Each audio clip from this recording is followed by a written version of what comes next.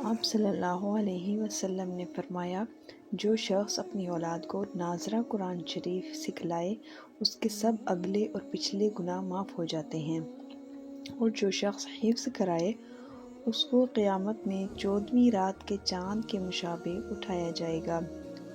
اور اس کی اولاد سے کہا جائے گا کہ پڑھنا شروع کر۔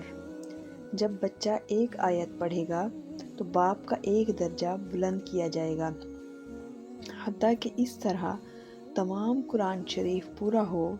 بچے کے قرآن شریف پڑھنے پر باپ کے لیے یہ فضائل ہیں۔